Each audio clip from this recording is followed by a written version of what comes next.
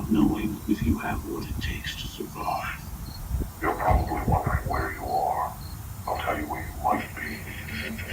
You might be in the room that you die in. Up until now, you've simply sat in the shadows, watching others live out their lives. But what do voyeurs see when they look into the mirror? Now I see you as a strange mix of someone angry, yet apathetic, but mostly just pathetic.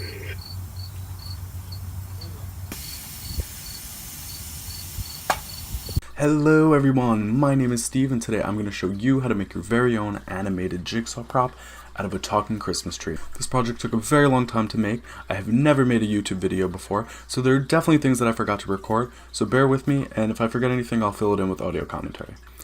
Thanks so much and enjoy the video! Okay guys, so here we have our animated Douglas fir talking Christmas tree. You could usually find these around Christmas about 10 years ago. So this guy I managed to find at a local thrift store. I have built a talking skull out of one of these before. You can sometimes find them on eBay. They're pretty great for projects like this actually. So now I'm basically ripping the pine needles off like it's my job. I'm detaching the face from the stump base and removing all the electronics. You just want the motors with the loose wires hanging off of it when you're done. I actually found instructions to convert one of these into a talking skull a really long time ago, and I'm just modifying that idea. I'll have the link for that posted in the description for you guys. So what you want to do is take the two single dark green leads, not this light green one, and strip those. And then you want to just twist them together. Sometimes I like to fold it back over itself and then twist it that way just so it's thicker. So now left over we have one brown lead, one light green lead, and one black lead. So now we have a positive for the motors and a negative for the motors, or positive, negative, whatever. We're connecting it to a speaker so the polarity doesn't matter. And then these two wires are to make the eyes light up. So these two wires control the motors, these two wires control the lights in the eyes. Okay, so I got out everything from storage that I used to make this thing go. I've only built one in the past. We're going to use a powered amplifier that I got on eBay. It was about $16. It came with the power supply. Most of them had it separate, so I just bought them together. So it's an amp with like some treble bass volume controls on the front. It has an extra bass on-off switch. The front port is actually very interesting because it's a headphone port, but the input is actually two RCA jacks on the back. That's where the power goes, and then these are the speaker outputs. So to get the RCA inputs, I have this headphone jack to RCA adapter. I didn't have any shorter leads for this adapter, so I have this really long wire dripping onto my floor. So then I connected the two leads that we created by tying the wires together into one of the speaker channels. So the headphone jack, even if the sound is coming out of the speakers, it will still produce sound out of the headphone jack at the same time, which is awesome.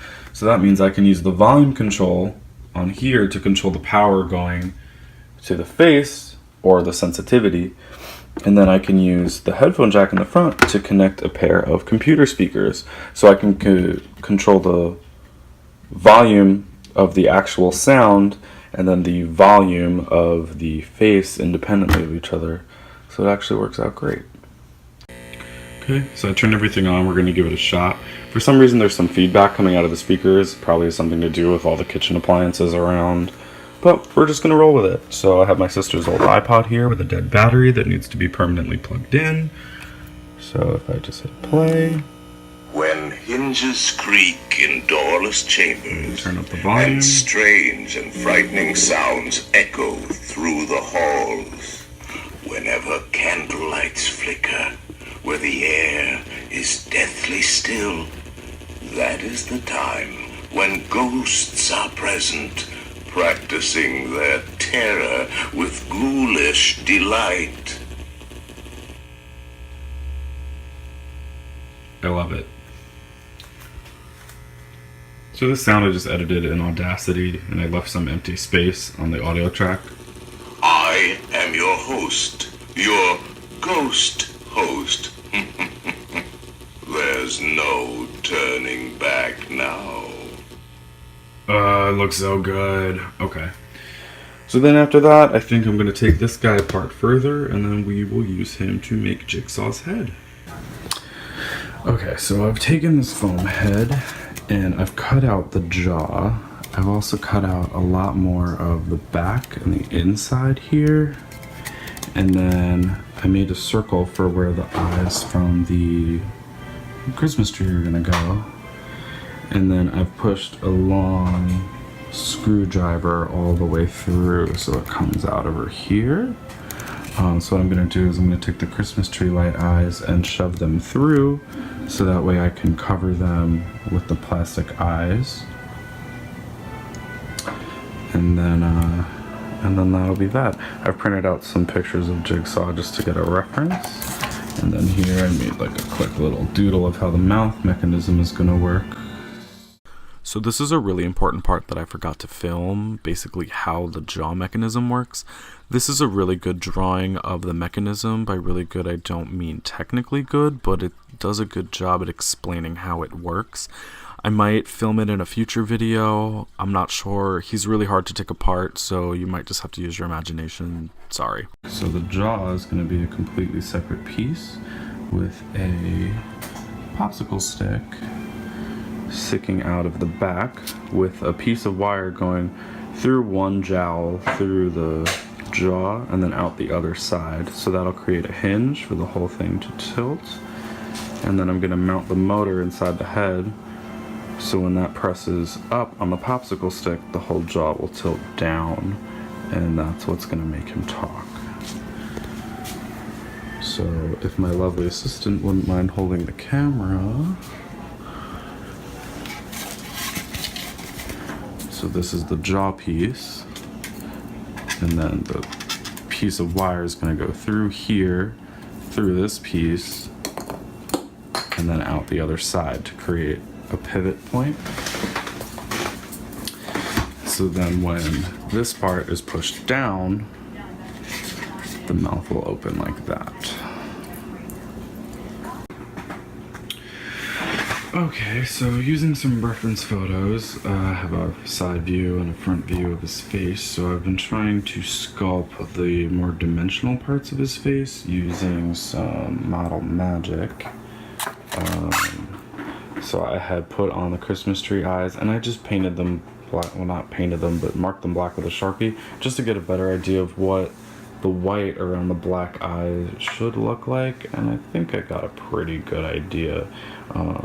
I think the side view is looking pretty good with his little eyebrow bumps, and his nose should probably be a little more pointy, but the cheeks look good.